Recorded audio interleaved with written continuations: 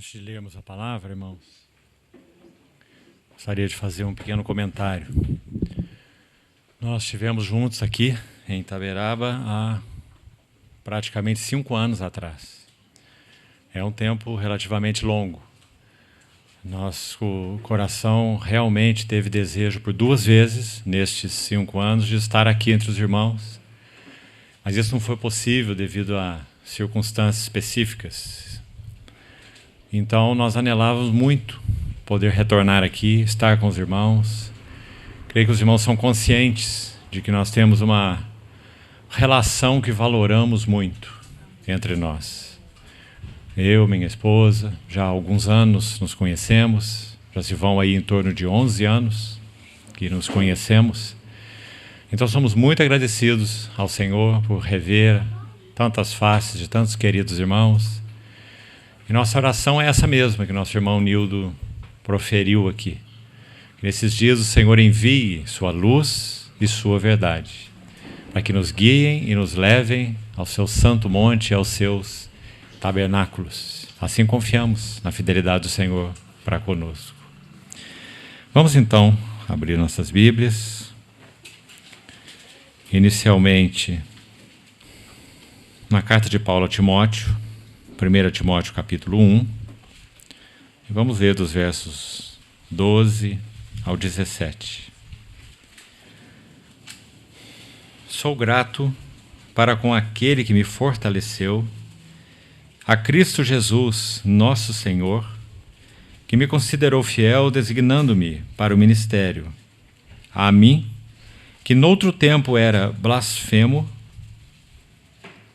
e perseguidor e insolente, mas obtive misericórdia, pois o fiz na ignorância, na incredulidade.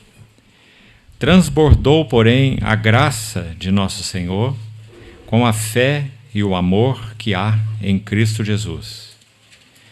Fiel é a palavra e digna de toda aceitação, que Cristo Jesus veio ao mundo para salvar os pecadores, dos quais eu sou o principal.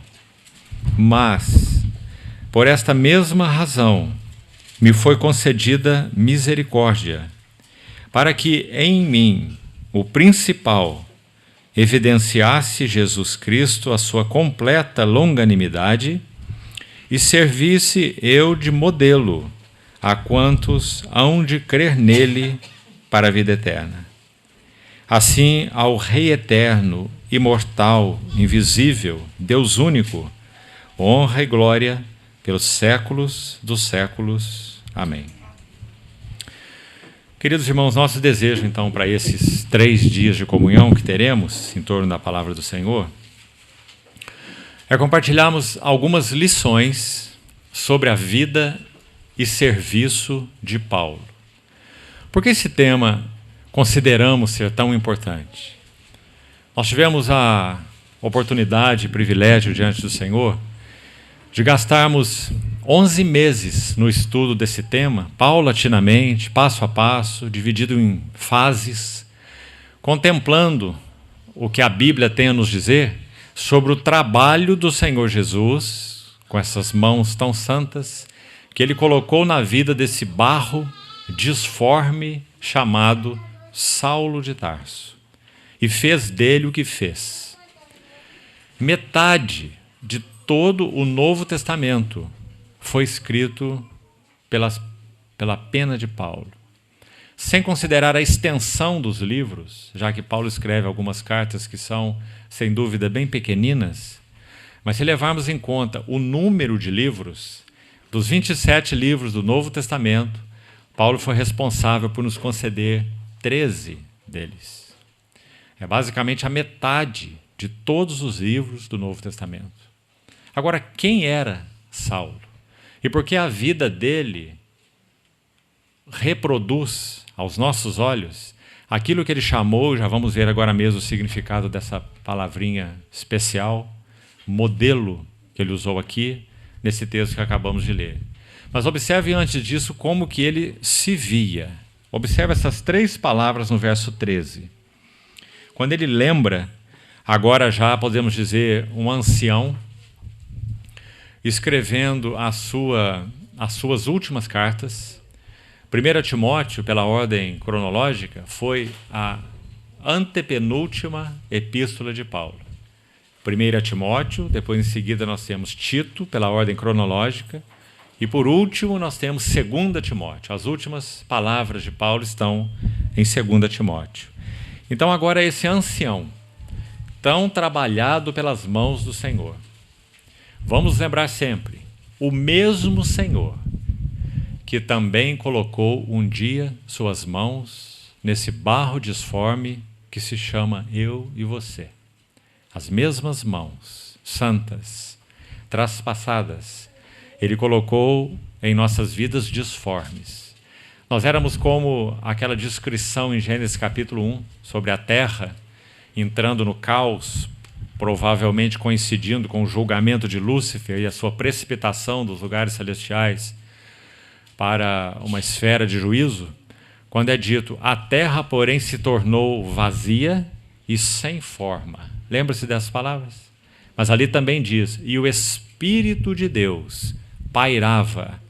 A ideia é como uma galinha chocando ovos. O Espírito de Deus pairava sobre a face das águas. E num determinado tempo, digamos assim, disse Deus, haja. E foi isso que aconteceu na vida de Saulo. Aliás, amados irmãos, muito interessante, ele lembra exatamente esse versículo em uma das suas epístolas. Você se recorda onde? 2 aos Coríntios, capítulo 4.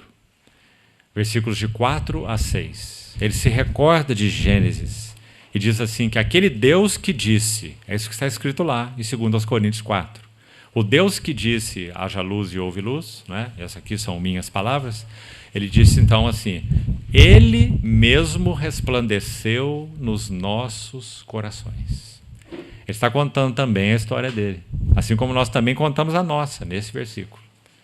Aí ele vai dizer para que o Deus da graça resplandeceu no seu coração e no nosso. Ele diz, para iluminação do conhecimento ou do conhecer a Deus na face de Cristo. A glória de Deus na face de Cristo. 2 Coríntios 4, de 4 a 6. Então, vejam que ele faz esse paralelo da história dele com a história da criação, do Gênesis. Então, esse mesmo Paulo, como falávamos, olha aí, por favor, no verso 13, quando ele lembra a sua condição diante do Senhor, gostaria de usar sinônimos para as palavras que estão aqui, para que entendamos o que Paulo quis dizer com essas palavras. Ele diz que ele era, na versão que estou lendo, revista atualizada, diz blasfemo. A ideia dessa palavra é um difamador. Interessante, irmãos, ele dizer que ele era um difamador. Porque quanto à sua consciência na luz que tinha, que era quase nenhuma, né? Ele diz o que quando dá os seus testemunhos no livro de Atos? Por exemplo, ele diz assim, eu servi a Deus com a consciência pura desde a minha mocidade. Essas são palavras dele. Mas como alguém poderia estar em consciência pura, e não há dúvida que ele estava, mas naquela esfera de uma luz tão limitada, porque na verdade eram sombras, tudo ali naquela luz, entre aspas, do judaísmo, apontava para o Cristo que viria, né? Sombras apontando para a luz. Paulo estava lá, militando lá, com consciência pura, como ele diz. Mas agora que a plena luz raiou, olha o que ele tem a dizer. Ele está dizendo que quando ele militava ali, noutro tempo, expressão que ele usa, ele se refere a este tempo, quando ele militava ali. Aos 12 anos ele já estava nos pés de Gamaliel e foi preparado para ser um grande fariseu. E foi isso que ele foi, é o que ele era, né? Então, ele usa essa primeira palavra. Eu era um difamador. Mas em que sentido Paulo difamava as coisas de Deus? Em um único sentido. Ele perseguia a igreja de Deus, que representa os interesses e o testemunho do Senhor. Por causa de tão pouca luz que ele tinha, embora houvesse fidelidade integral, entrega e devoção integrais, consciência pura, como ele mesmo diz, Mas isso não vem ao caso. Com toda essa devoção, com toda essa consagração, né, ele pelejava contra Cristo, o próprio Cristo. Por isso o Senhor se apresentou a ele em Damasco. E qual foi a pergunta? Saulo, Saulo, por que persegues a mim? Por que me persegues? Então ele diz, eu era um blasfemo, ou difamador, está aí a primeira palavra. Segundo, perseguidor. Mais à frente, agora não é o momento, mas se o Senhor permitir, chegaremos ainda hoje a isso aí. Você vai ver, espero no Senhor que isso também impacte seu coração, o que Paulo diz sobre essa questão de ser um perseguidor. Foi o que ele ouviu do Senhor, não é? Por que me persegues? Então aqui ele se chama de o perseguidor. Essa palavra na língua original tem mais um sentido. Ela também significa não apenas perseguir, ela significa molestar. Então, para não entrarmos em detalhes agora, vamos deixar um pouquinho mais para frente. Vamos ver Paulo se lembrando disso nos testemunhos que ele dá em Antioquia. No livro de Atos, né, em algumas ocasiões. Paulo, de Antioquia, partiu para as suas viagens. Então, em 2 textos, ele dá esses testemunhos. Terceira palavra, perseguidor, então, traz a ideia de um molestador. E a última palavra nessa versão é insolente.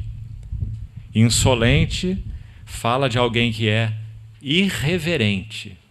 E, particularmente, insolente aponta para alguém orgulhoso. Então, veja o que Paulo está dizendo dele, usando esses sinônimos. Ele diz que ele era um difamador, ele diz que ele era um molestador, no caso ali é molestador de cristãos, você sabe, né? E nós vamos examinar alguma coisa sobre isso já já. E que lições e que aplicações traremos para a nossa história. E ele também era orgulhoso.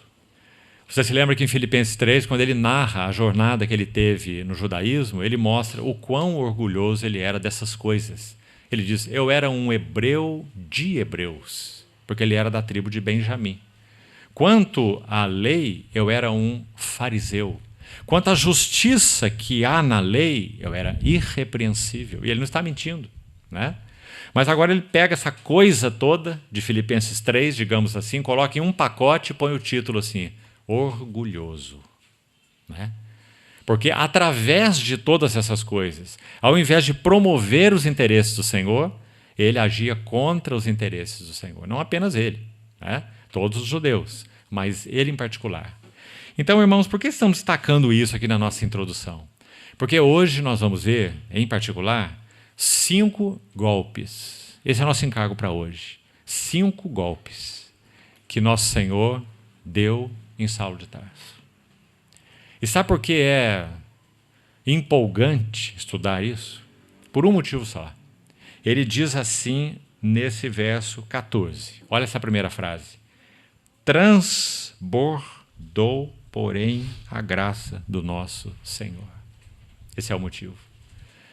Quando ele pensa nele como era, o insolente, o difamador, o orgulhoso, tudo que vimos aí, e experimenta esses 5 golpes que vamos entrar e estudar um pouco de cada um deles hoje, o que ele tem a dizer foi o que ele já disse nesse versículo 14. Ele vê que por causa desses 5 golpes, a graça do Senhor Jesus transborda na vida de Paulo. Então, irmãos, o que já estamos vislumbrando aqui, talvez desde o início?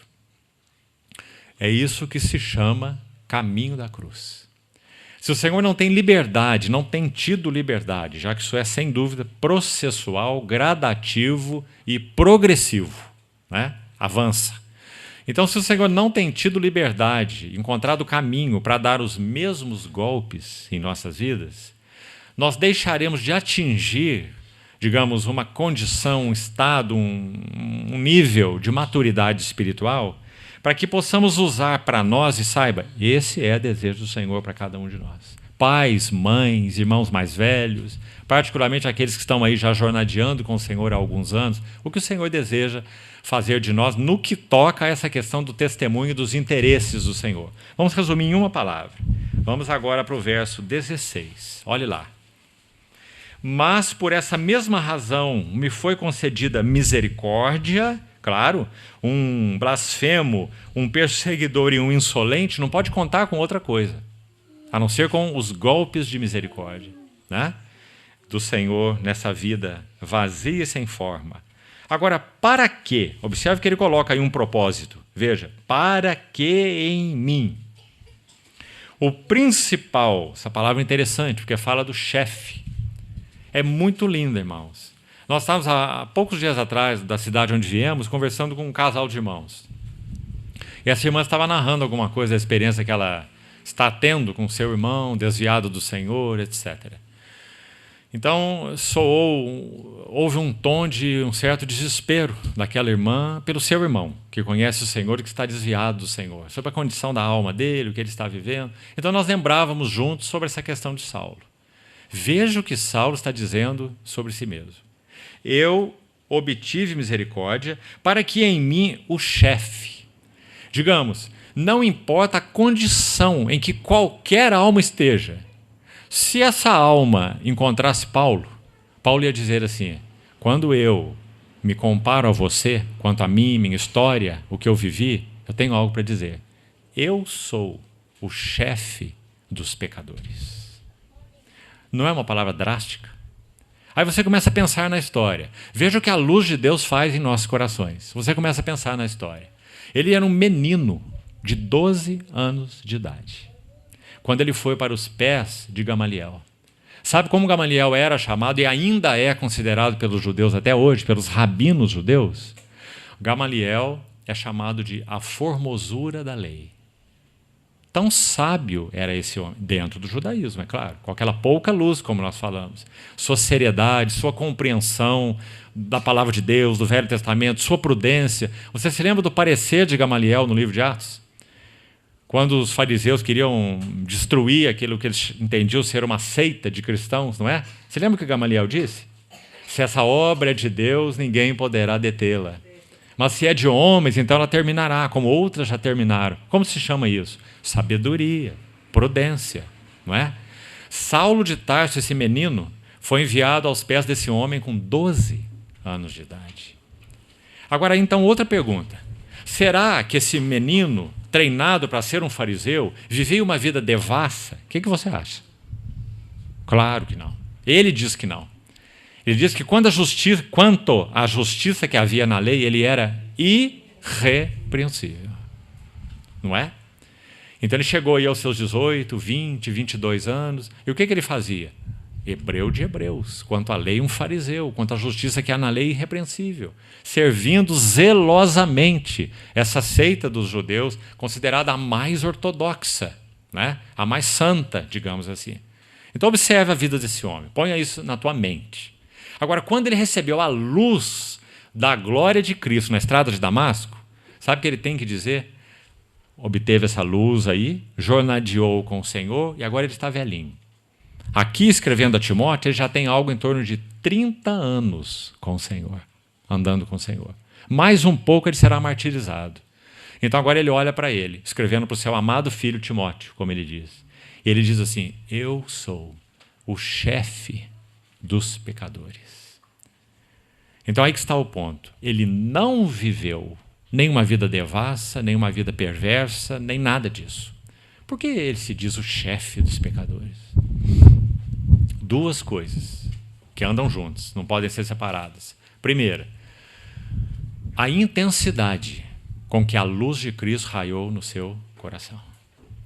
Irmãos, nós temos aqui um ambiente, uma luz acesa. Quem sabe se nós olhamos aqui para o imediato que está aqui no chão, debaixo da luz, nós estamos vendo aí sujeira nenhuma, né?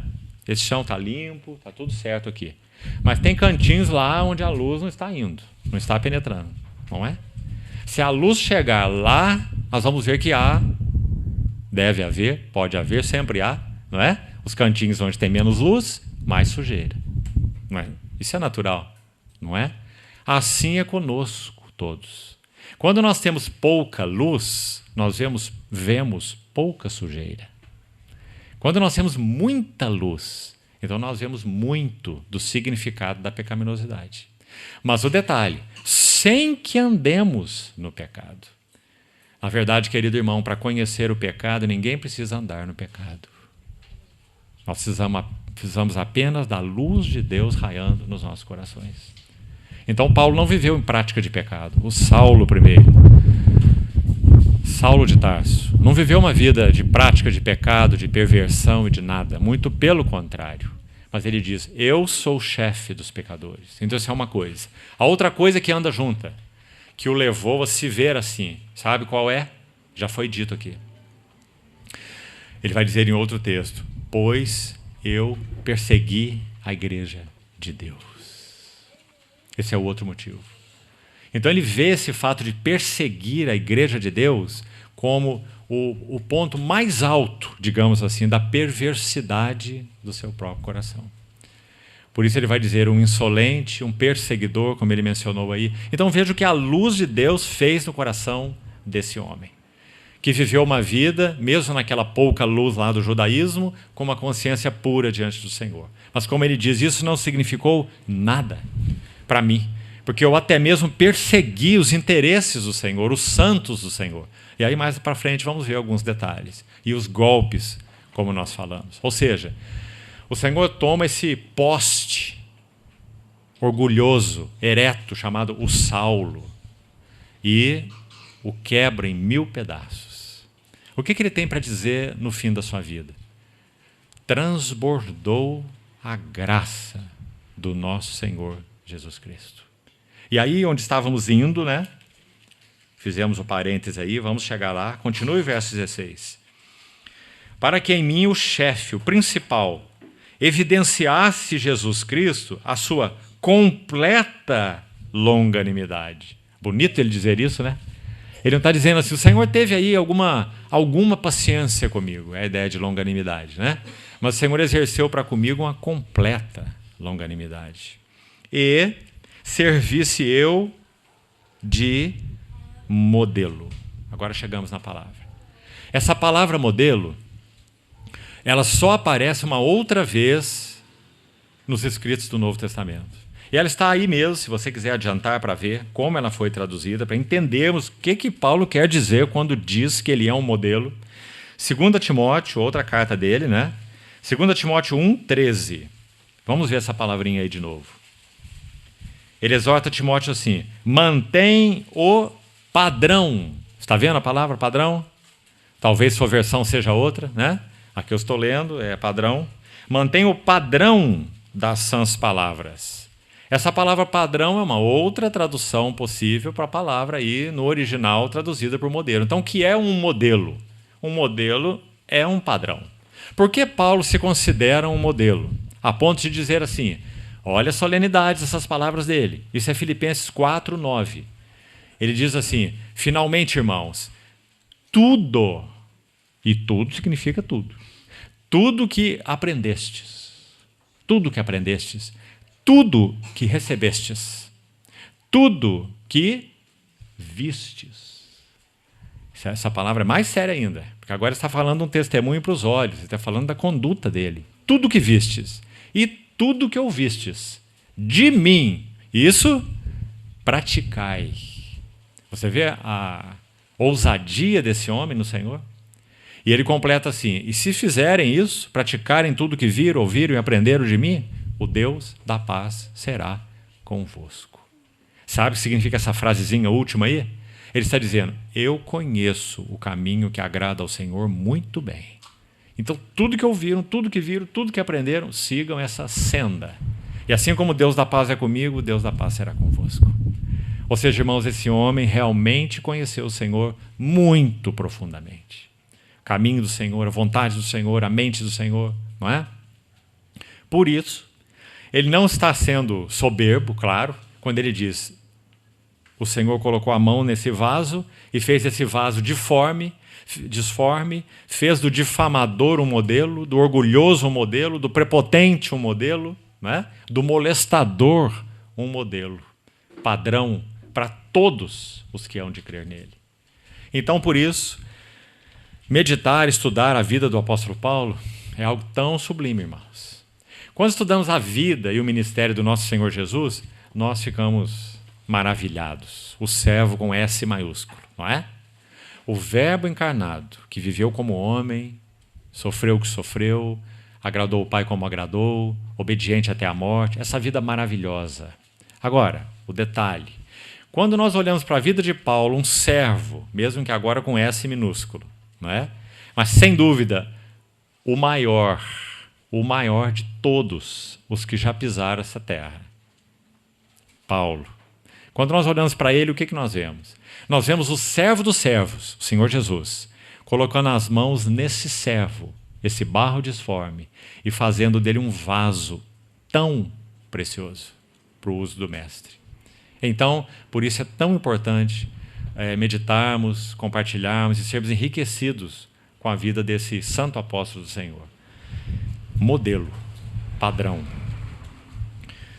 Quando ele completa, então, o texto, no verso 17, ele completa com essa adoração, essa doxologia. Ao Rei eterno, imortal, invisível, Deus único, honra, glória, pelos séculos dos séculos. Amém. Esse é Paulo, esse padrão. Agora, vamos para o livro de Isaías. Ainda como uma pequena introdução, eu gostaria de ler com os irmãos algo aqui que toca diretamente a vida do Senhor Jesus, mas nós vamos aplicá-la a esse outro servo do Senhor, o apóstolo Paulo. Olha essas palavras aplicadas a Paulo, como elas são exatas. Isaías 49. Abra, por favor. Esse é um dos capítulos de Isaías chamado de Cântico dos Servos. São vários capítulos, o 42, o 49, o 52, o 53, né? Muitos cânticos do servo, todas passagens maravilhosas. Se refere ao Senhor Jesus. Mas vamos ler essa passagem tendo Paulo como pano de fundo. Então veja.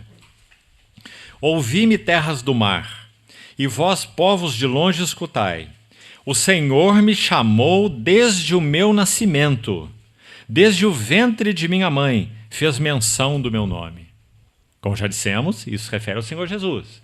Mas você lembra o que Paulo disse em Gálatas? Ao que me separou antes de eu nascer. Lembra-se? Gálatas 1. E aprouve, por sua graça, revelar Cristo em mim. Eu, sem detença, não consultei carne nem sangue. Essas são palavras dele. Ao que me separou antes de meu nascimento.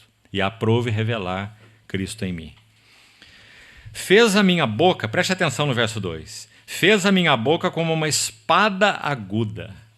É exatamente o que nós vemos esse precioso servo do Senhor, Paulo. Agora olha, na sombra da sua mão me escondeu, preste atenção, fez-me como uma flecha polida e me guardou na sua aljava. Deixa eu comentar uma coisa com você. Desde que o Senhor Jesus encontrou Saulo na estrada de Damasco, talvez você não tenha se percebido disso, preste atenção. Até Atos 11, onde Barnabé sai à procura de Saulo, depois que ele prega em Antioquia e vários cristãos em toda aquela região, Cirene, Chipre, eles se convertem. Então Barnabé ficou extasiado com o tamanho, o volume daquela obra operada pelo Espírito Santo. É dito em Atos 11 que muita gente se uniu ao Senhor. Esse é um texto, o versículo que você vai encontrar lá. Então Barnabé estava diante daquela multidão de convertidos. Então ele se lembra de algo. Ele já conhecia Saulo. Ele já teve um encontro com Saulo lá atrás, quando Saulo desceu pelas muralhas de Damasco naquele cesto. Lembra-se da história, da sequência da história? E Saulo foi para Jerusalém.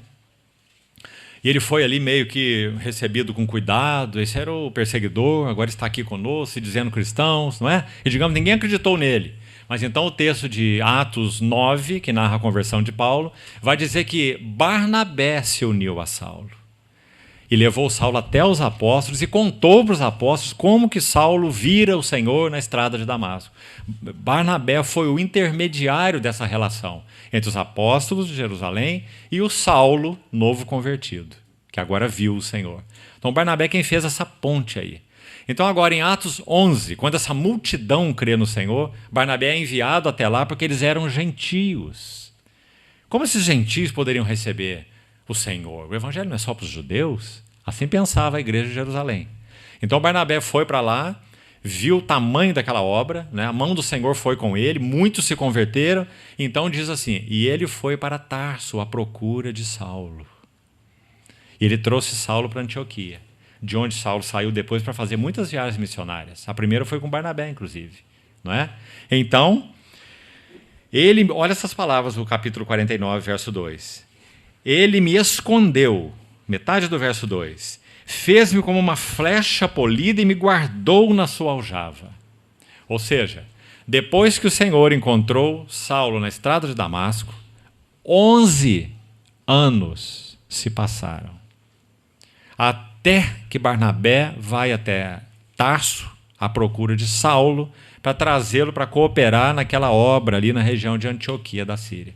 11 anos. Aí eu pergunto aos irmãos, o que será que Saulo estava fazendo 11 anos escondido? Porque não é o que lemos aí em Isaías? Ele me escondeu.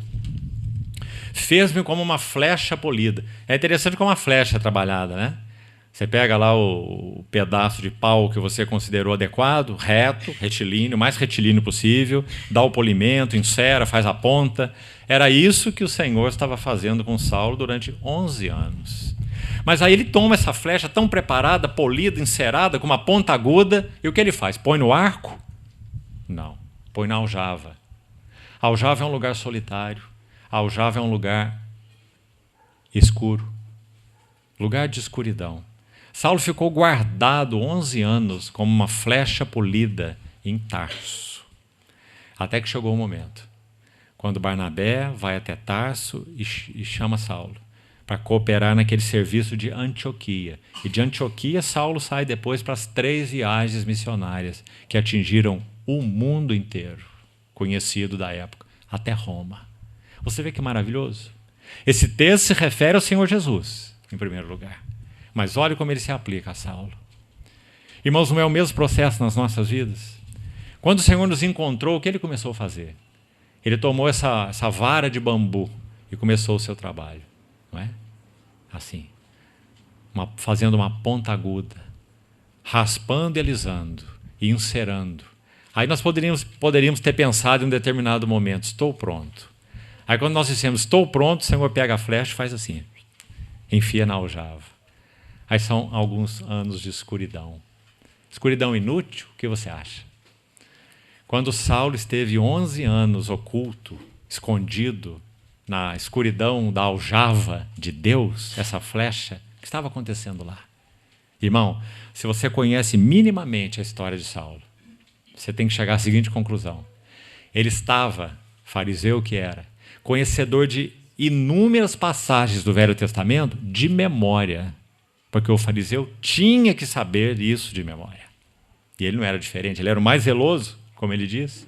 Então agora Saulo tem 11 anos para reler. Releitura dos 39 livros do Velho Testamento que ele tinha. Era a única Bíblia até ali, o Novo Testamento tinha sido escrito ainda, não é? Então ele tem 39 livros para ler. A Bíblia, o Velho Testamento. Só que agora ele vai relê-la à luz da revelação da glória de Cristo. Por isso, quando ele escreve as suas epístolas, ele abarrota as suas epístolas de textos do Velho Testamento. O que ele está fazendo? Ele está trazendo aqueles passagens, aqueles textos das sombras para a luz. 11 anos de releitura. Então chegou o momento em que o Senhor ia fazer assim, como o guerreiro faz, não é? Levar a mão aqui atrás, puxar aquela flecha polida, guardada na aljava, e colocar no arco. Então nós vamos ver um outro texto que diz o que essa flecha fez no arco de Deus. Já vamos chegar. Nós vamos completar aqui, Isaías 49. Então veja que linda expressão, vamos ler novamente. Fez a minha boca como uma espada aguda. Ah, irmãos, reis, príncipes, sacerdotes, governadores caíram de joelhos diante dessa espada aguda na boca de Paulo. Não foi assim? O evangelho na boca de Paulo, que ele chama de meu evangelho. Na sombra da sua mão me escondeu, fez-me uma flecha polida e me guardou na sua aljava. E me disse, tu és o meu servo. És Israel, por quem eu hei de ser glorificado. Porque nos cânticos de Isaías, literalmente esse servo do Senhor é Israel. Profeticamente, esse servo do Senhor é o Senhor Jesus. Literalmente é Israel, profeticamente é o Senhor Jesus. E nós estamos aplicando para Paulo como esse servo do Senhor. Eu mesmo disse, debalde tenho trabalhado, inútil e vãmente gastei as minhas forças. Esse foi Saulo mesmo, enquanto ele estava no judaísmo. Todavia, o meu direito está perante o Senhor e a minha recompensa perante o meu Deus. Mas agora diz o Senhor que me formou desde o ventre para ser seu servo, para que eu torne a trazer Jacó e para reunir Israel a ele. Veja, todas as vezes que Saulo de Tarso entrava em qualquer cidade, o primeiro lugar onde ele ia era nas sinagogas. Porque ele queria pregar o evangelho aos judeus, como ele chama, meus compatriotas, né? Para lançar a luz da glória de Cristo sobre aquelas sombras do judaísmo. Até que ele fosse rejeitado, ele ficaria ali. E dessas sinagogas, muitos se converteram ao Senhor, em muitas cidades. Não é essa a história dele? Então, primeiro, para ser seu servo, para que torne a trazer Jacó e para reunir Israel a ele. Esse foi bem o ministério de Saulo. Porque eu sou glorificado perante o Senhor e o meu Deus é a minha força. Agora veja o verso 6 e aí vamos parar. Sim, diz ele, pouco é o seres meu servo para restaurares as tribos de Jacó e tornares a trazer os remanescentes de Israel. Também eu te dei como luz para os gentios. Claro, como falamos, que isso em primeiro lugar é o nosso Senhor. Mas pense sobre Saulo. Eu te dei como luz para os gentios, para seres a minha salvação até a extremidade da terra. Que lindo também esse verso quando aplicamos ao apóstolo Paulo, porque foi isso mesmo que ele foi. Então agora, amados irmãos, nessa luz, nós vamos para Atos capítulo 9, e vamos buscar ocupar o tempo que ainda temos hoje. Vamos fazer isso panoramicamente. A intenção é que você guarde no teu coração esses elementos e leve para o teu quarto secreto com o Senhor. Que não enche a tua cabeça de ensino, não. Mas leve você aos pés do Senhor em oração, meditação e ao derramar-se diante do Senhor, para examinar esses golpes que vamos citar aqui. Então vamos ler Atos 9, de 1 a 19, vamos fazer uma leitura completa, cuidadosa, e depois voltamos destacando alguns versículos em particular. Então aqui nesses 19 versículos, nós vamos ver 5 golpes do Senhor na soberba de Saulo, podemos assim dizer. Então vamos lá. Atos 9. Saulo, respirando ainda ameaças e morte contra os discípulos do Senhor. A palavra para a morte aqui não é apenas, digamos, morte de uma forma simples, muito menos morte natural. A palavra usada aqui, nesse texto em particular, na língua original, é assassinar de forma violenta. Então não é morte natural, não é morte por doença, é claro. Diz que Saulo respirava ameaças e morte. Assassinar de forma violenta. Veja bem. Contra os discípulos do Senhor, dirigiu-se ao sumo sacerdote e lhe pediu cartas para as sinagogas de Damasco, a fim de que, caso achasse alguns que eram do caminho, considerado pelos judeus a seita do caminho, não é, uma heresia que atentava contra os oráculos de Deus através de Moisés, né? Assim homens como mulheres, os levasse presos para Jerusalém. Seguindo ele estrada fora, ao aproximar-se de Damasco, subitamente uma luz do céu brilhou ao seu redor e, caindo por terra, ouviu uma voz que lhe dizia: Saulo, Saulo, por que me persegues? Ele perguntou: Quem és tu, Senhor? E a resposta foi: Eu sou Jesus a quem tu persegues. Numa outra narrativa, Atos 22 e Atos 26, Paulo dá o próprio testemunho dele diante de autoridades sobre o que aconteceu com ele na estrada de Damasco. 22 e 26 do livro de Atos. Então ele diz que essa voz falou com ele em língua hebraica. Você não tem aqui em Atos 9, mas você tem lá. Atos 22, Atos 26. O Senhor fala com Paulo em língua hebraica. Por que isso é importante? Irmãos, aquele nome Yahvé, o tetragrama, aquelas 4 letras impronunciáveis, os judeus não sabem como essa palavra era pronunciada antigamente, isso se perdeu. Era considerado o nome santo. Esse Yahvé, Jeová, ou seja lá como for, é só uma possibilidade da interpretação desse tetagrama, essas 4 letras santas que designam o nome de Deus no Velho Testamento, sobre todos os outros. Acima de El Shaddai, Adonai, Elohim, esse Yahvé é o nome acima de todos os nomes para o judeu, porque fala do Deus que faz aliança com o seu povo, Yahvé. Esse Yahvé é quem fala do céu com Saulo de Tarso. Então, como a cabeça dele está até aqui? Ele vê essa luz, como ele diz, mais brilhante que o sol do meio-dia. Ele está indo para Damasco, para matar os cristãos. Então, subitamente, como ele diz, uma luz raiou ao redor de mim. Até aqui é só isso. Ele não viu nada. Agora ele ouve uma voz. Essa voz fala com ele em hebraico. Sabe por que isso é importante? Porque os judeus naquela época não falavam hebraico. Eles falavam o grego comum, que é chamado de koiné, falavam aramaico, mais grego que aramaico, e só. Hebraico era somente para os eruditos. Quando ele ouve essa voz que fala com ele em língua hebraica, Saulo, Saulo, por que me persegues? Ele responde. Você lembra a resposta dele? Está aí. Quem és tu? Senhor. Agora, preste atenção, cuidado, por favor, atente aqui. Quem escreve isso é Lucas. Ele está escrevendo o livro de Atos. Em qual língua? Hebraico? Grego. Certo? Ele escreve em grego. Então, se você for consultar o texto grego, aí está o Kyrios, que é a palavra para Senhor no grego. Mas Lucas está registrando o acontecimento, não é? Mas quando Paulo diz, ele falou comigo em língua hebraica, irmãos, nós não conseguimos chegar a uma outra conclusão, senão a seguinte. Se alguém está aqui entre nós, está conversando conosco em inglês, tá certo? Você não sabe se ele sabe uma outra língua. Ele está falando inglês, é a língua que ele fala. Você vai responder para ele em português, em francês, em alemão? Em que língua você vai responder para ele? Na língua que ele pode te entender. Então Paulo ouviu o Senhor, aquela voz falando com ele em hebraico. Saulo, Saulo, por que me persegues? E ele pergunta, quem és tu, Senhor? Essa palavra Senhor, qual foi a palavra que ele usou na sua resposta ao Senhor? Não foi Kyrios, que é grego. Foi Yahvé, que é hebraico. Por isso ele ouviu, então, aquela resposta na sequência. Eu sou Jesus.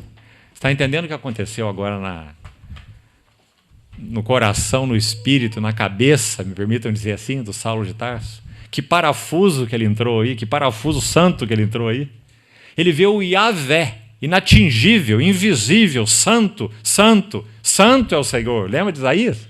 Toda a terra está cheia da sua glória. Então Yahvé se apresenta a Saulo. Ele diz, quem és tu? Ele não está querendo saber o nome dele, não. Essa pergunta é retórica. Sabe o que significa uma pergunta retórica? É como que ele estivesse dizendo, essa glória é muito para mim, eu não te conheço. Quem és tu? Compreende? Quem és tu, Yahvé? E ele ouve essa resposta que ele nunca poderia imaginar. A resposta é simples. Eu sou Jesus. Essa é a resposta. A quem tu persegues. Irmãos, em uma frase, ele compreendeu, essa frase foi a frase-chave para toda a sua revelação e todo o seu ministério. Por quê? Número 1, ele viu que o Jeová Santo, eterno, eterno Deus, ele se fez carne. Ele se manifestou na pessoa humana de Jesus de Nazaré, que Paulo considerava nada menos do que um impostor. Um maldito, me permito usar essa palavra, porque foi essa que Pedro usou sobre Jesus, lá em Marcos 14, quando ele negou o Senhor. Ele diz, ele é anátema, que significa amaldiçoado. Saulo, a mesma coisa. Ele considerava Jesus um maldito, impostor, que dizia que era o filho de Deus. Compreende, irmão? Agora ele vai ouvir Yahvé dizendo a ele, eu sou Jesus.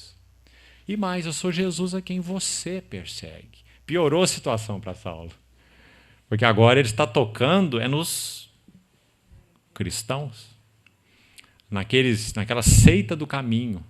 Recebeu, respirava ameaças e morte contra os discípulos do Senhor. Contra esses que ele estava pelejando. Mas ele escuta, você persegue a mim. Então agora ele tem 2 nós na cabeça para desatar. Graças ao Senhor foi isso que foi feito por obra do Espírito Santo na vida dele.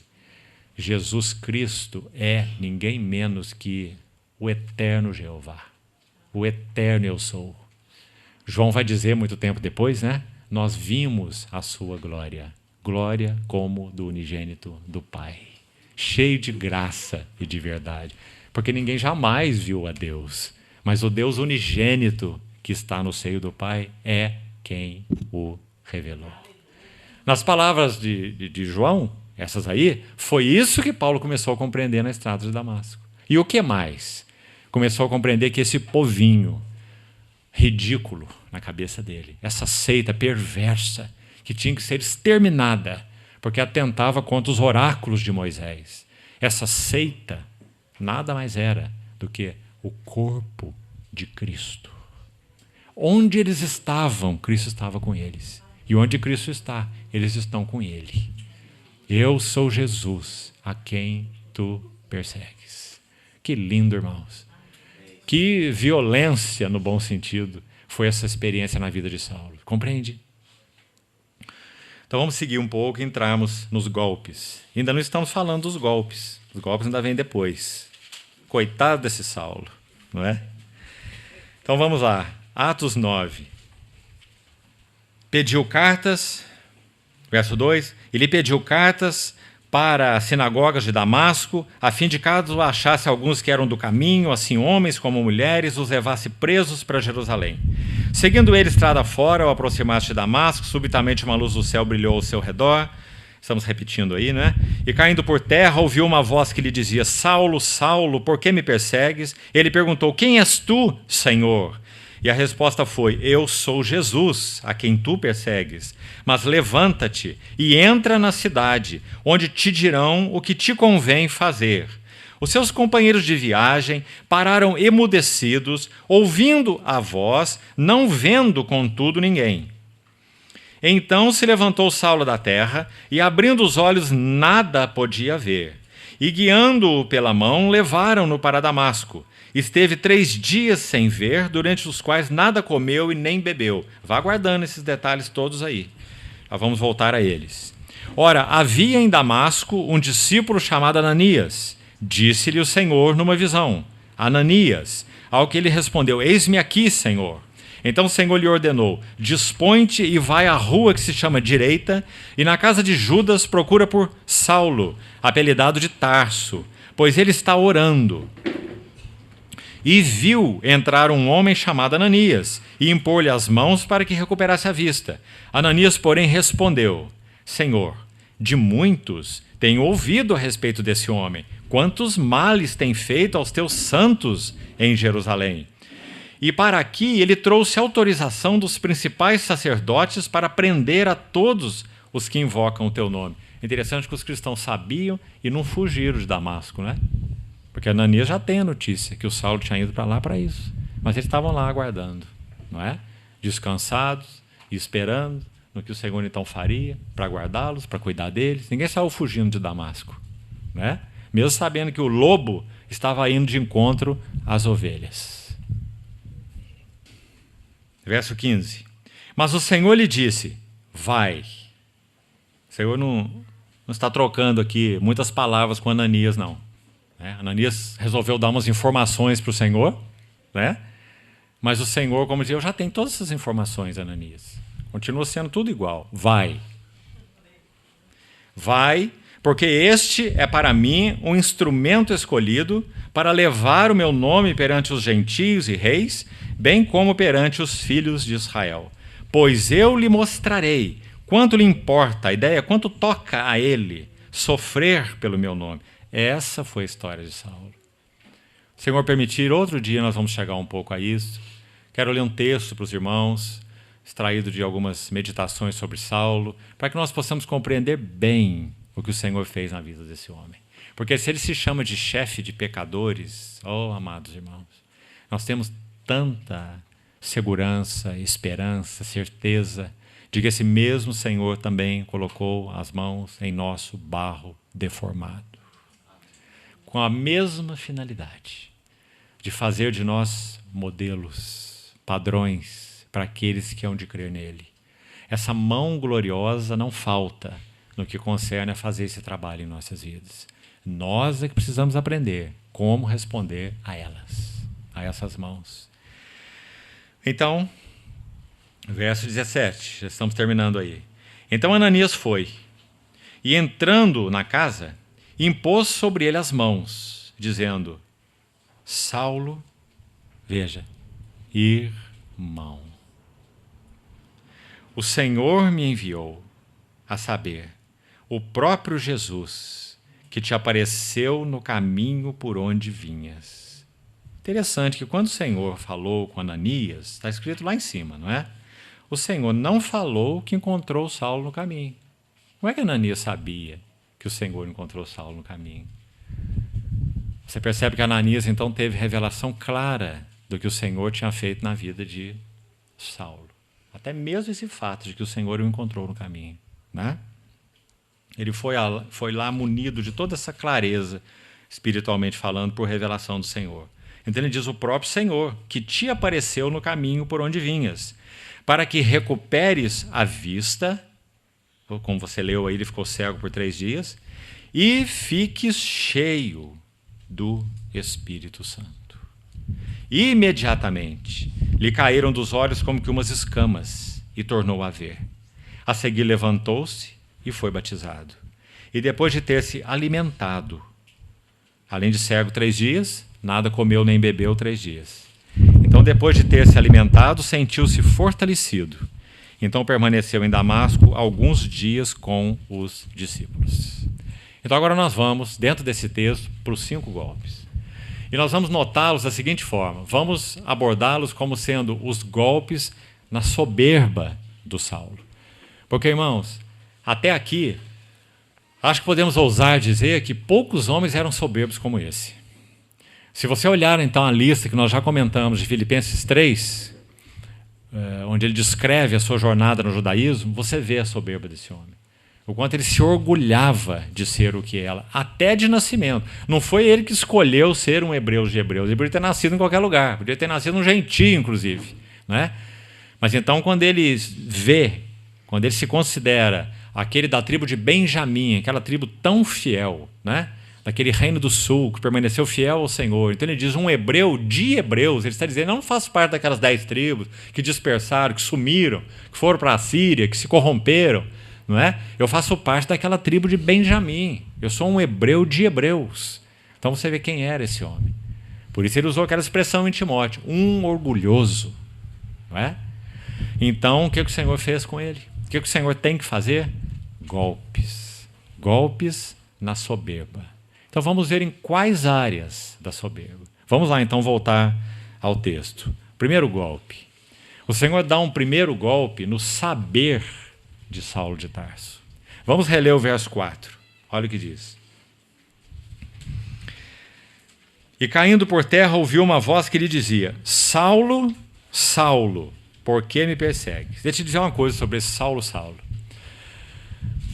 Nosso querido irmão, que agora está com o Senhor, Christian Shen, tem um pequeno livrozinho, que na verdade é fruto de uma conferência que ele compartilhou, chamado O Duplo Chamamento.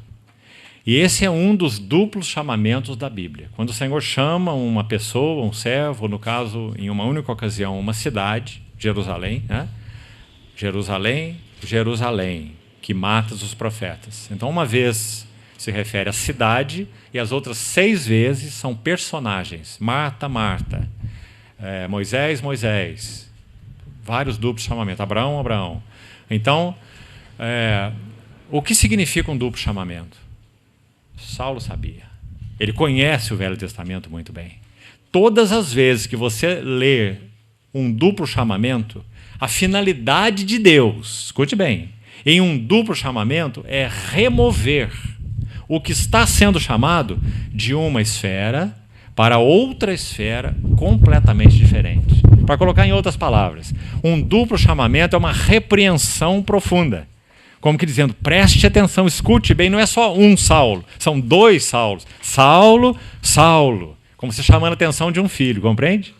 Aquela serenidade, aquela sobriedade, aquela severidade. Preste atenção, ouça a minha voz, você está quase aí à beira do precipício. Me escute. Saulo, Saulo.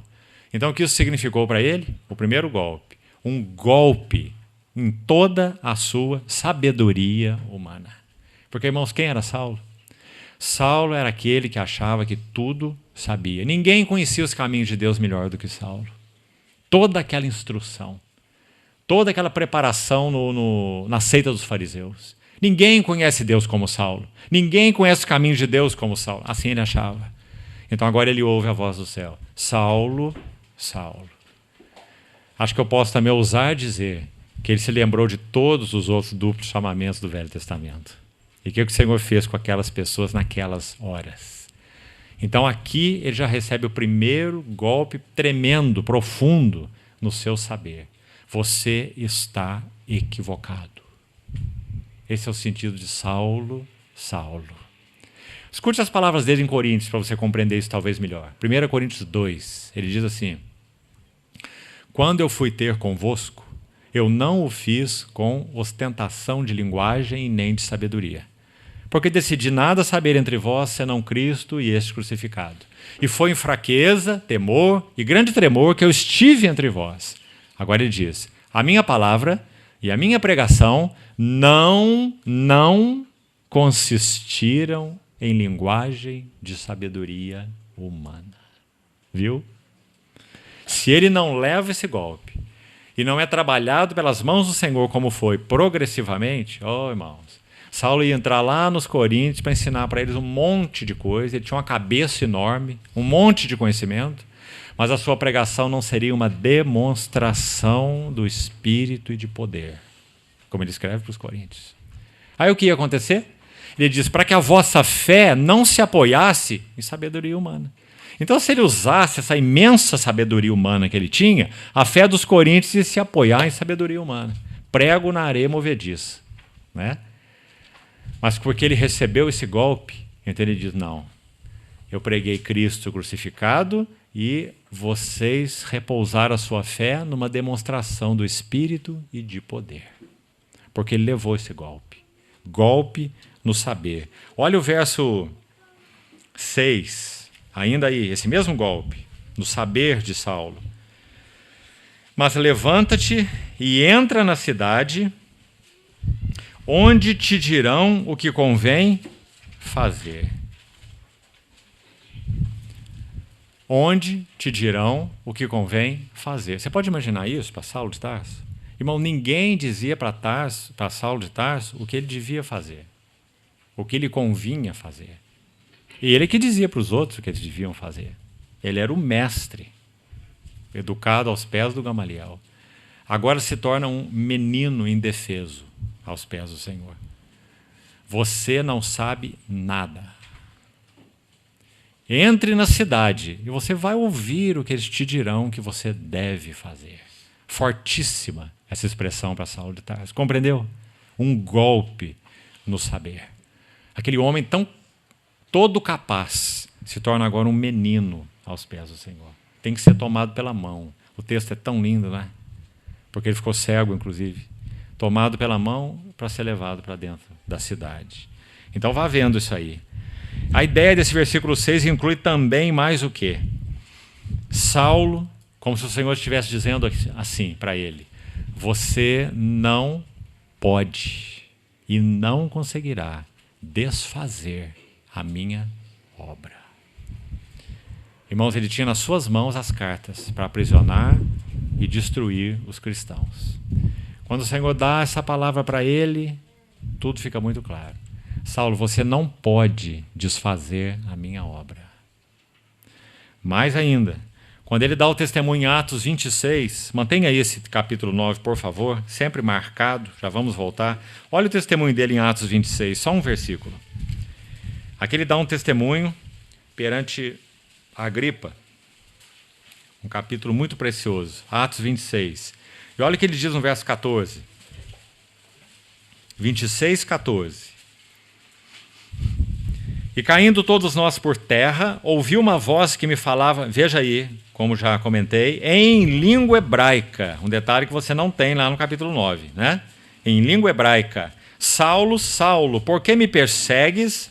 E esta frase aqui também que você não tem no capítulo 9, só tem aqui. Olha essa frase. Dura coisa é recalcitrares contra os aguilhões. Mais à frente vamos comentá-la um pouco melhor. Talvez seja melhor fazer agora, que já estamos nela. Presta atenção no que o Senhor quis dizer, então. Com esse primeiro golpe, o golpe no saber. Saulo, você não sabe de nada. Você está equivocado. Você não pode desfazer a minha obra. Dura coisa é você dar coices em ponta de ferrões. Aqueles ferrões que fazem o gado caminhar na direção que o boiadeiro quer. O aguilhão, não é? Então, se o boi é manso, é treinado, ele não é ferido pelo aguilhão. O aguilhão apenas encosta nele e já fez o trabalho. Não precisa feri-lo, espetá-lo. Mas se esse boi não é treinado, é um boi jovem, é um boi bravo, não é? Então ele vai dar coice contra uma ponta de ferrão, não é? Quem vai vencer é a ponta do ferrão, não é a canela do boi, não é? Então o Senhor usou uma linguagem muito clara para Saulo. Ele está dizendo, tudo o que você está fazendo, você está sangrando, apenas sangrando. Você não poderá destruir a minha obra. A minha obra é uma ponta de ferrão, um aguilhão. Agora, em que sentido o Senhor usou essa expressão para Saulo para apontar para o quê? Olha como isso é interessante, amado irmão. Aí mesmo nesse capítulo 26 de Atos, mantenha aí. Olha o versos 9 a 11. Vamos ver com cuidado aí. Na verdade, a mim me parecia, veja, a mim me parecia que muitas coisas eu devia, porque agora já está dando seu testemunho, um bom tempo depois, mais ou menos, mais de 20 anos depois de ter encontrado o Senhor, essa passagem aqui se aplica, ele está indo para Roma para ser preso, né, naquela prisão domiciliar. Então ele diz, na verdade me parecia que muitas coisas eu devia praticar contra o nome de Jesus, o Nazareno. E assim procedi em Jerusalém. Havendo eu recebido autorização dos principais sacerdotes, veja, eu prendi muitos dos santos nas prisões. E contra estes dava o meu voto quando os matavam. Irmão, aqui está uma expressão muito significativa, na minha maneira de ver, apesar do que ela significa, não é? Terrível por um lado, mas gloriosa no outro, santa. Porque esse era um aguilhão que nunca mais deixou a memória de Paulo. Você compreende por que em Timóteo ele disse aquilo? Eu fui um perseguidor. E aos Coríntios ele diz, eu nem sou digno de ser chamado apóstolo. Não sou digno de ser chamado apóstolo, porque eu persegui a igreja de Deus. Irmãos, ele nunca se esqueceu disso. Agora preste atenção. Não é remorso. Ele escreve a Timóteo, transbordou, porém, a graça. Esse é o ponto. Compreende, irmão? Não é maravilhoso? Por isso ele olha para o Senhor e ele se sente tão constrangido pelo amor do Senhor. Ele olha para a igreja e se sente tão constrangido pelo seu serviço, seu ministério, pelo seu serviço à igreja. E aí ele escreve em Filipenses assim, você conhece o texto, Filipenses 1. Para mim o viver é Cristo e o morrer é lucro.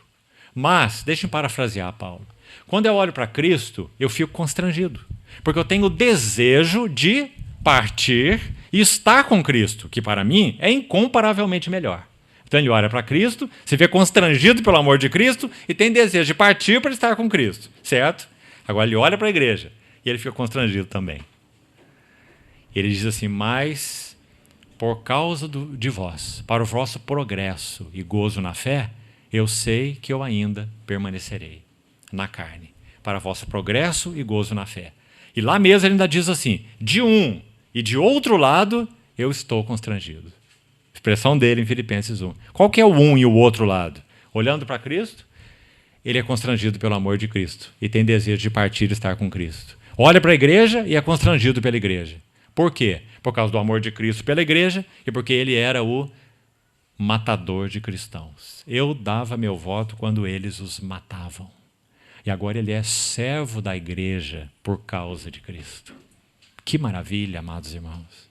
Então, voltemos lá, não terminamos. Dava voto quando os matavam. Preste atenção no verso 11. Preste atenção. Olha a memória de Paulo. Muitas vezes os castiguei por todas as sinagogas. Olhe mais. Obrigando-os até a blasfemar. E demasiadamente enfurecido contra eles, mesmo por cidades estranhas, eu os perseguia. Por que nós estamos lendo esse texto? Nós estamos no primeiro golpe no saber. O Saulo que achava que tudo sabia. Agora o Senhor se revela a ele e ele vê que ele persegue a Cristo e a igreja e os interesses de Cristo. Então ele tem isso na sua memória para sempre. Quando ele entrava naquelas casas, você pode imaginar? Literalmente, como já falamos, era o lobo entrando no redil das ovelhas. Mas sabe o que esse aguilhão aí na sua mente, esse dura coisa recalcitrares contra os aguilhões? Vamos citar 2 aguilhões aqui, tremendos na vida de Saulo. O primeiro está aí, os santos. Os santos eram um aguilhão de Deus no coração de Paulo, de Saulo na época. Você pode imaginar esse lobo entrando no redil das ovelhas e nenhuma delas fugindo? Digamos, ele comendo uma por uma. É assim que ele se descreve, está aí, não é? E elas não berravam, e elas não fugiam. E esse lobo comendo uma por uma. Do que ele chama aqui de os santos do Senhor. Sabe, irmão, meditando nesse texto, o que me ocorre?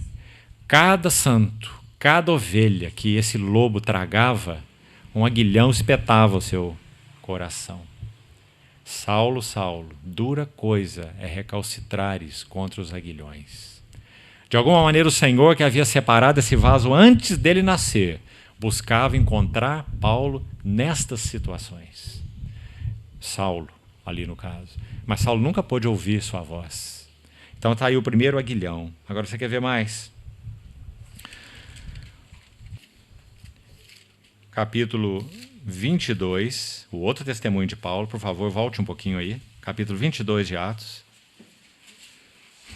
Você certamente já deve ter lido esse livro muitas vezes, né?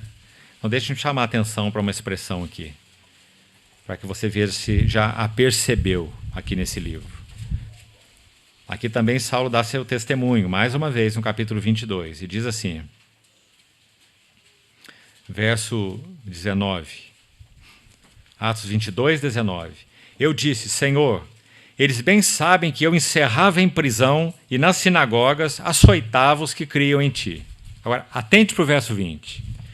Quando se derramava o sangue de quem? Estevão. Acho que hoje nós vamos falar um pouquinho sobre ele e aí terminamos por aqui. Ficaremos hoje aí só com esse primeiro golpe. Amanhã voltamos. Estevão. Estevão foi o segundo aguilhão do Senhor no coração de Saulo de Tarso. O primeiro foram os santos em geral. E o comportamento deles quando esse lobo entrava no curral deles. Certamente, irmão, Saulo nunca viu pessoas entregando sua vida dessa maneira. Literalmente eram ovelhas mudas para o matadouro. Como era o seu Senhor. Por isso eles foram chamados de cristãos. Assim como seu Senhor era, eles também eram. Mas Saulo nunca viu isso. Sem dúvida, ele estava acostumado a ver homens e mulheres morrer de outras maneiras. Murmurando, praguejando, blasfemando, mas não como os santos do Senhor. Por isso o Senhor diz, dura coisa é recalcitrares contra os aguilhões. Em outras palavras, eu já tenho te falado, eu já tenho penetrado a tua consciência, eu já tenho te espetado de diversas maneiras, e você só dá coisas. Você entrou na casa dos santos e exterminou-os. Você viu Estevão morrer e naquele momento não significou nada para você. Dura coisa é recalcitrares contra os aguilhões. Agora, essa morte de Estevão não significou nada prático para Paulo naquele momento, mas, irmãos, vamos ver esse aguilhão do Senhor chamado Estevão. E por que o Senhor usou essa expressão, dura coisa é recalcitrares. Então, aqui ele diz, quando eu derramava o sangue de Estevão, presta atenção aí na sua Bíblia, na tradução que eu estou lendo, diz, depois de Estevão nós temos uma pausa, temos uma vírgula, e o que nós temos aí à frente? Tua testemunha. Agora sim. Agora o Saulo olha para aquela história e ele entende tudo. Nós vamos ver quais foram as 3 frases, são lindas, que o jovem Saulo ouviu desse servo precioso chamado Estevão quando ele estava sendo apedrejado? Saulo escutou 3 frases.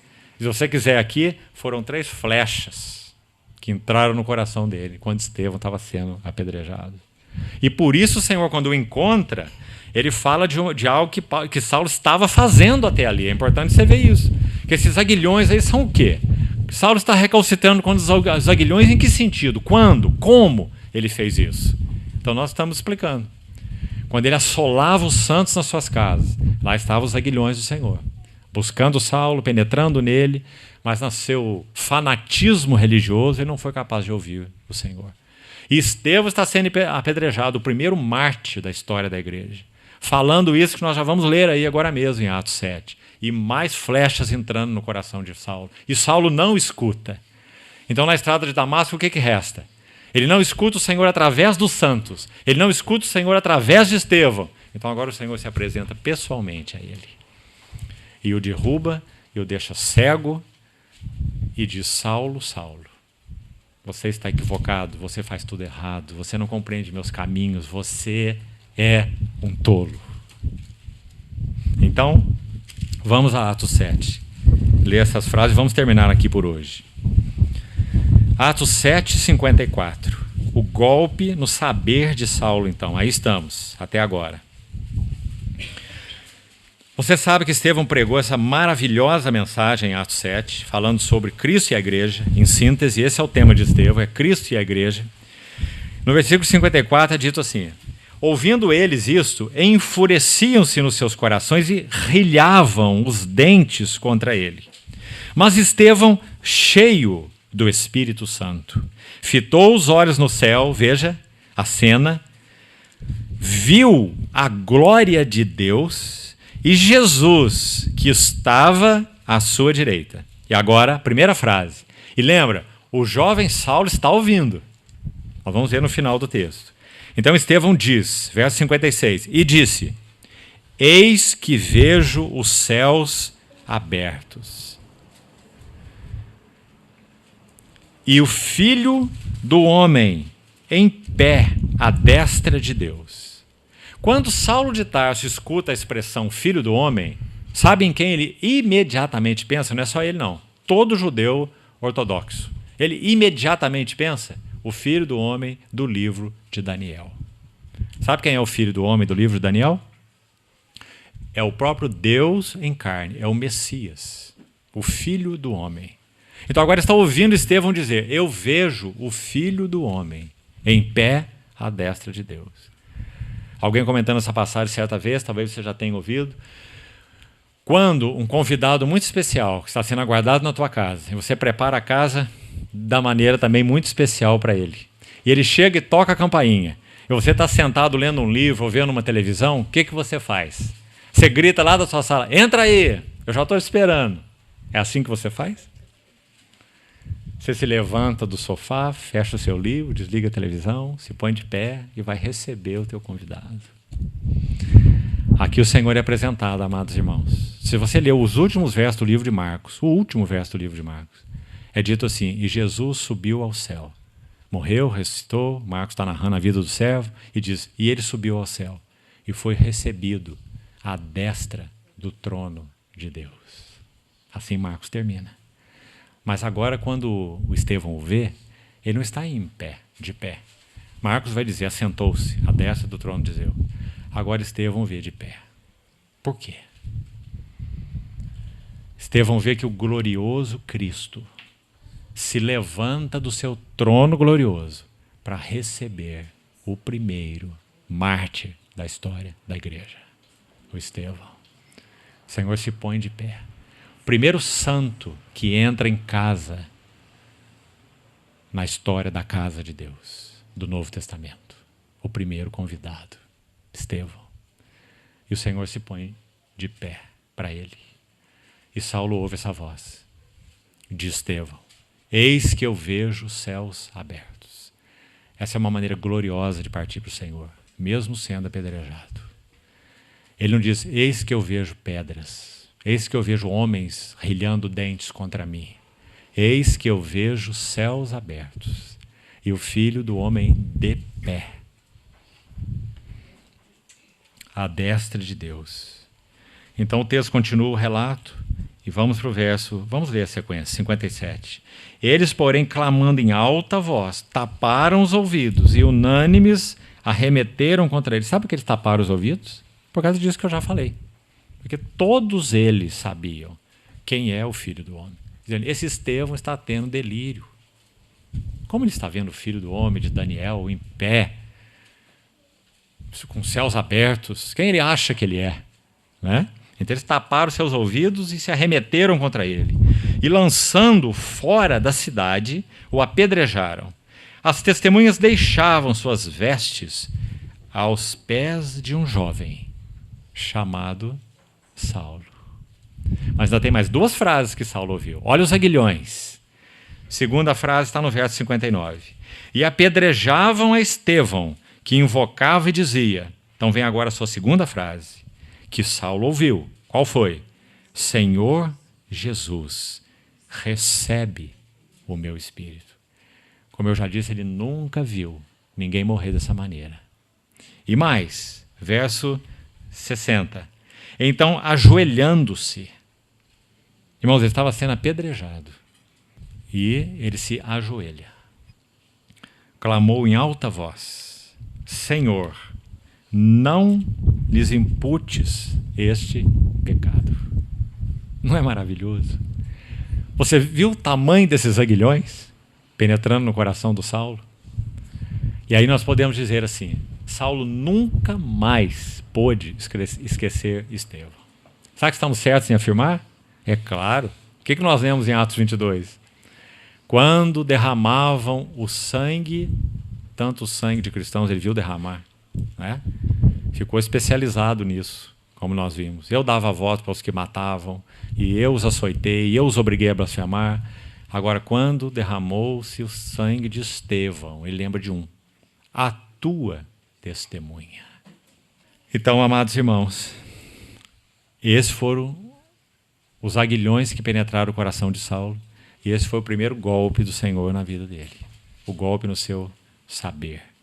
Para concluir esse primeiro, então, aqui nós terminamos, para seguirmos amanhã, vamos abrir em Coríntios capítulo 1, e vamos ver qual foi o aprendizado de Saulo por meio desse golpe tremendo na sua sabedoria humana. 1 Coríntios 1, verso 29. Olha o que ele diz. Vamos ler desde o verso 26. 1 Coríntios 1, 26. Irmãos, reparai na vossa vocação, visto que não foram chamados muitos sábios, segundo a carne, nem muitos poderosos, nem muitos de nobre nascimento.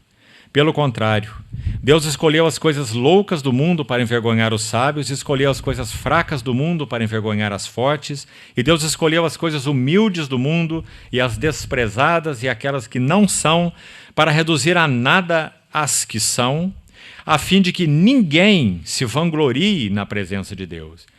Como ele aprendeu bem essa lição, né? Como o golpe no seu saber foi efetivo, não foi? Olha as palavras que ele escreve. Então ele vai dizer assim agora, no capítulo 2, verso que já citamos, verso 1.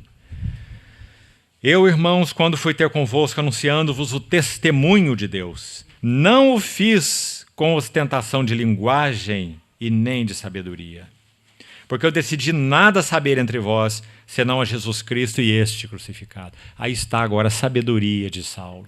A sabedoria de Saulo é a glória de Cristo, sua pessoa e sua obra. A sabedoria de Saulo agora é a glória da cruz, né? E foi em fraqueza, temor e grande tremor que eu estive entre vós. Minha palavra e minha pregação não consistiram em linguagem persuasiva ou convencedora de sabedoria. De novo ele menciona sabedoria. Mas em demonstração do Espírito e de poder, para que vossa fé não se apoiasse em sabedoria humana, e sim no poder de Deus. Entretanto, expomos sabedoria entre os experimentados. Não, veja quantas vezes ele diz não. Não, porém, a sabedoria deste século. Era disso que ele estava cheio, né? E nem a dos poderosos desta época, que se reduzem a nada. mas falamos a sabedoria de Deus em mistério, outrora oculta, a qual Deus preordenou desde a eternidade para a nossa glória. Sabedoria essa que nenhum dos poderosos deste século conheceu. Ele era um deles, Saulo. Porque se a tivessem conhecido, jamais teriam crucificado o Senhor da glória. Mas como está escrito, olhos não viram, ouvidos não ouviram, e nem jamais penetrou em coração humano aquilo que Deus tem preparado para aqueles que o amam, mas Deus nolo revelou. E essa foi a história de Saulo de Tarso. Deus nolo revelou pelo Espírito, porque o Espírito a todas as coisas perscruta, até mesmo as profundezas de Deus. Quão bem ele aprendeu essa lição. Então, amados irmãos, amanhã, se o Senhor permitir, nós vamos falar dos outros 4 golpes. E eu quero buscar fazer isso, se o Senhor nos permitir, amanhã mesmo. Porque na outra reunião, a última, a terceira, eu gostaria de dar um passo mais nesse assunto de Paulo como vaso e modelo daquilo que o Senhor tem para nós. Modelo de todos quantos hão de crer nele. Para que então apliquemos esses temas na nossa vida e na nossa jornada com o Senhor. Vamos ficar por aqui hoje, então. Vamos orar ao Senhor.